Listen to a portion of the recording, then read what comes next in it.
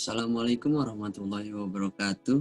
Kami dari kelompok 3 akan menjelaskan tentang usus halus yang beranggotakan dengan saya sendiri, Hendro Wijaya, dan teman saya Heri Herdiana, Hopipa Anjeli, Ipa Febrianti Wiguna, Indah Cahyani, Ira Mulyawati, Isail Banatsaki. Dan untuk pengertian usus halus akan dibacakan oleh Hopipa Anjeli. Kepada Hopipa Anjeli dipersilakan.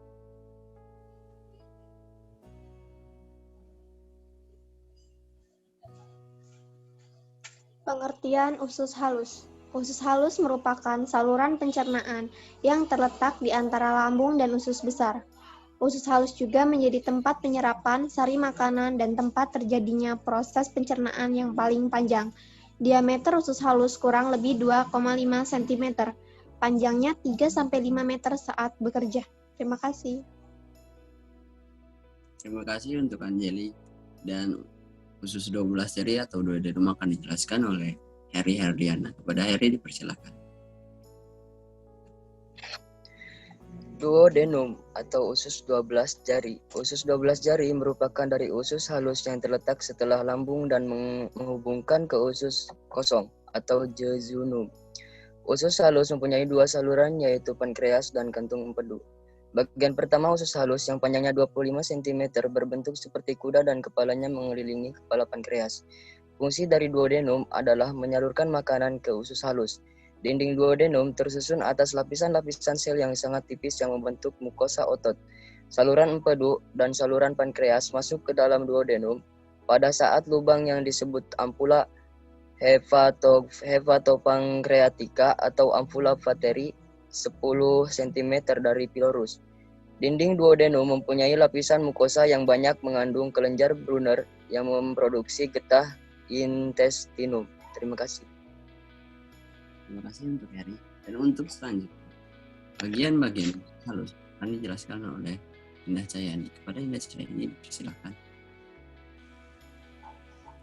Bagian-bagian usus halus.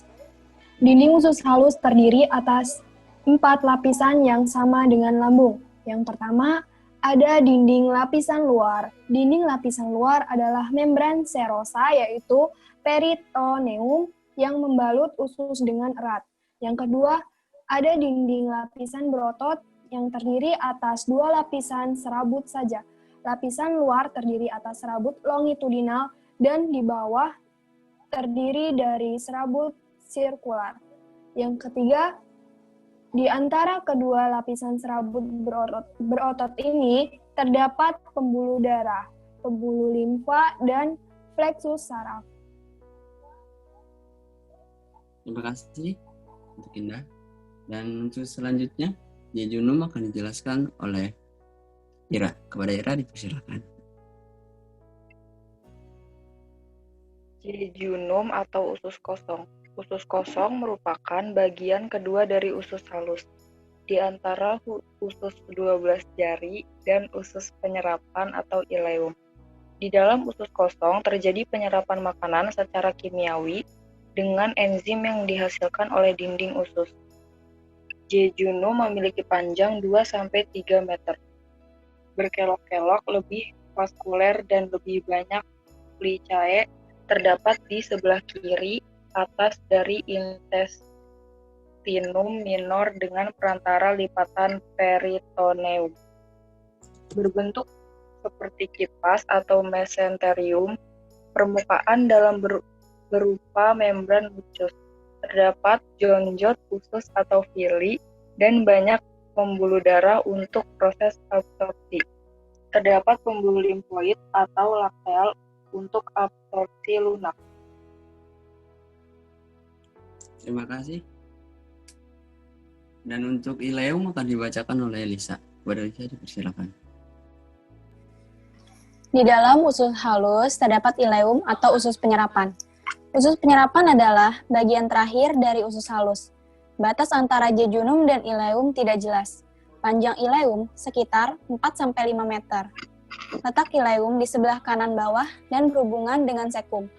Ileum memiliki pH antara 7-8, netral atau sedikit basa. Ileum berfungsi untuk menyerap vitamin B12 dan garam-garam empedu. Enzim yang dihasilkan oleh usus halus adalah enterokinase, aminopeptisida, meltase, isomaltase, laktase, sukrosa, lipase, dan erepsin. Usus halus dan kelenjarnya merupakan bagian yang sangat penting dari saluran pencernaan, karena terjadi proses pencernaan yang terbesar dan menyerap kurang lebih 85% dari seluruh absorpsi. Terima kasih untuk Risa, dan untuk fungsi-fungsi usus halus akan dijelaskan oleh IPA. Kepada IPA dipersilakan.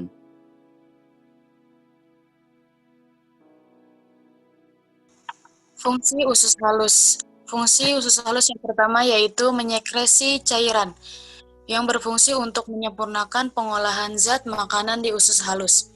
Yang kedua, menerima cairan empedu dan pankreas melalui ductus choledochus dan ductus pancreaticus. Yang ketiga, mencerna makanan. Getah usus dan pankreas mengandung enzim pengubah protein menjadi asam amino, karbohidrat menjadi glukosa, lemak menjadi asam lemak dan gliserol, dan mengabsorpsi air, garam, dan vitamin. Protein dalam bentuk asam amino, karbohidrat dalam bentuk monoksida. Fungsi yang keempat yaitu bertugas menyerap zat hara yang telah diuraikan oleh getah lambung dan pankreas. Terima kasih untuk IPA, dan untuk penyerapan usus halus akan dijelaskan oleh Anjali. Pada Anjali dipersilakan.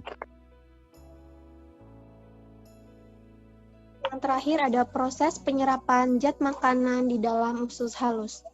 Di dalam usus halus terjadi penyerapan zat makanan. Pencernaan pada usus halus dilakukan oleh enzim yang fungsinya dirangsang oleh hormon sekretin. Hormon yang merangsang fungsi pankreas hati, kantung empedu, dan dinding halus dihasilkan oleh tunika mukosa duodenum atau usus 12 jari. Terima kasih. Sekian dari kelompok kami. Kurang lebihnya mohon maaf jika ada kesalahan. Wassalamualaikum warahmatullahi wabarakatuh.